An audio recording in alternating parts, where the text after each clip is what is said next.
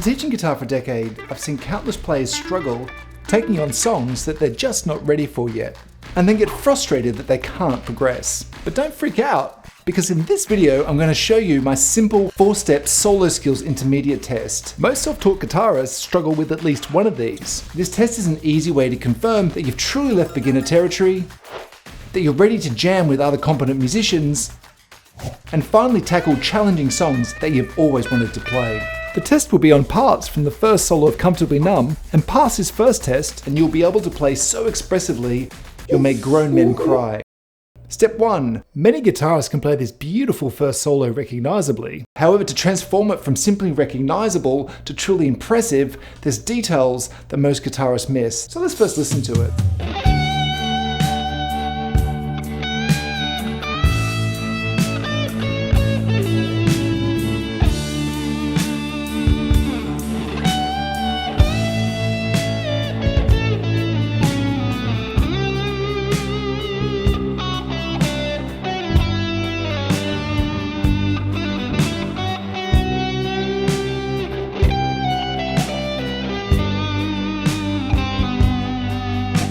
Dave Gilmour's bends give a perfect vocal-like expressiveness to his solos. Less experienced guitarists always struggle with bending because bending is physically challenging. They overshoot, undershoot, or wobble uncertainly around the note. And this lack of accuracy immediately weakens the emotional power of their playing. Now there's many ways you can hit accurate bends, but here's my simple 4-point checklist for perfect bends. Hook your thumb over the neck for leverage. Use 3 fingers together for extra strength, especially on ring finger bends. Place the ring finger just behind the fret for clarity, and keep your joint fingers slightly curved for control, not locked straight. This approach closely mirrors what Gilmour himself does. Step 5 is adding vibrato, but it's really difficult to execute that correctly. And the bends will sound great without it anyway if you get the right pitch. But once you practice this technique, how do you test yourself? It's easy. Use a clip-on tuner. So we'll practice this bend here on the 15th fret of the 2nd string. We'll try to bend it up 2 notes to that E. So look away and just keep checking yourself. You know how a tuner works. So the intermediate test is see if you can get 5 accurate bends in a row, as well as pass this next level challenge. The song has an even greater challenge later. Gilmour bends the string 2 notes, and then after holding it a while, bends it into a 3-note big boy bend. It's a real bend skill test, but if you can pull that off, you're absolutely smashing it. I've shown you how to bend to the right pitch, but once you get the bends to the correct pitch, there is another problem you have to contend with, and that's unwanted noise between notes. Let's listen closely to Gilmour's actual recording. Notice how smooth and clean every note is. There's no buzzing, scraping, or unwanted noises. To get that lovely smooth sustain, Gilmour used a Strat with higher output pickups, a Big Muff fuzz, and a high watt amp. However, this kind of high output signal creates a problem for less experienced guitarists. They find it challenging to keep the notes clean and clear, especially when bending strings. You get the effect a lot where you bend a string, and afterwards you get this noise.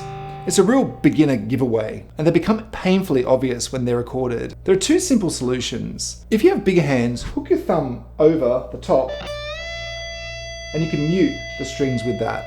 If your hands are smaller, you can use your picking hand to lightly touch the string just after you play the note. Longer term, you'll develop other ways to mute the strings, but in the short term, it's a great solution to quickly clean up your playing. Another common and unintentionally funny problem is when your finger gets caught under the strings when you're bending.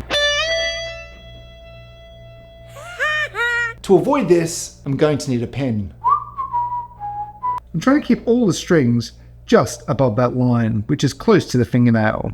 But how do you test that your bends are clean? Easy. Record yourself playing the opening of the solo with your amp's gain, i.e. distortion, turned up. Listen back carefully. If your recording is clean and free from distracting noises, congratulations, you've deserved my Australian praise. You've absolutely smashed it, mate. So you can easily follow along today, there's a free PDF summary in the video description as well as today's backing tracks. And if you find this video helpful, please help me out by giving it a like. So we've talked about getting your bends accurate and clean, but to get that Gilmour smoothness, you need step 3, volume control. Gilmour is famously a perfectionist. One thing he absolutely nailed was consistency in his playing with Pink Floyd. Listen carefully to this phrase and notice how evenly each note is played in both volume and attack. The consistency is what gives this phrase a smooth, silky feel. Now this phrase is particularly challenging because you have the pull off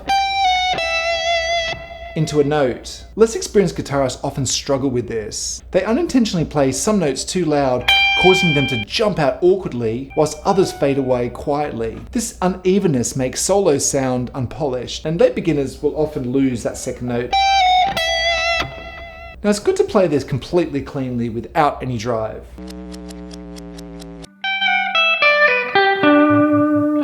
Notice the waveform, the visual representation of the sound, shows each note at roughly the same height. Because no notes suddenly jump out or disappear, the phrase sounds smoothly once I add distortion and effects. Now, dynamic range, intentionally playing louder and softer, is incredibly important when playing guitar expressively. Legends like B.B. King and Mark Knopfler brilliantly use dynamics to express emotion.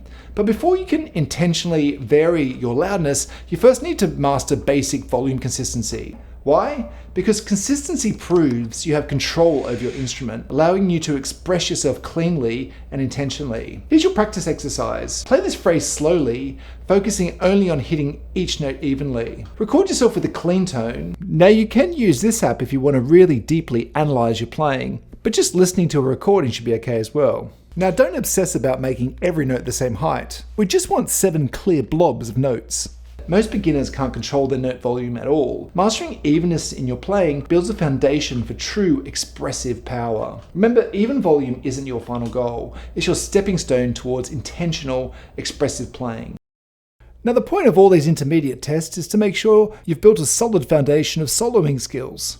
So when you add more layers on, it doesn't look like this. But if you want to start playing with other people, the next step is the most important one to nail. Playing music with others is one of the most joyful experiences that you can have as a musician at any skill level. But at the intermediate stage, it becomes even more special because finally the songs that you love start sounding exactly how they're supposed to. However, there's one big challenge standing between you and musical bliss, and his name is Drummer Dan. Dan likes everyone locked in tight, perfectly in sync with his steady beats. If your timing is sloppy, trust me, Dan notices. Less experienced guitarists who've only practiced alone have never faced real accountability for their rhythm. Playing along with the original recording can give you a false sense of security.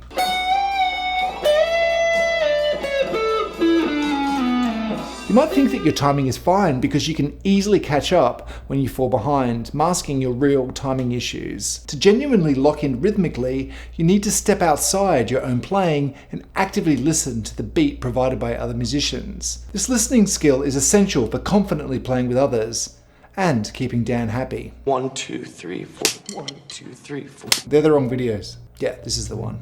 Dan's a good bloke once you get to know him. So here's exactly how you can test and improve your timing clearly. Step 1. Play along with the original recording. You can do this slowly with the YouTube slowdown feature. This is your starting point. Step 2. Now play along with only a drum beat, no guitars, no vocals. You can easily find drum beats online.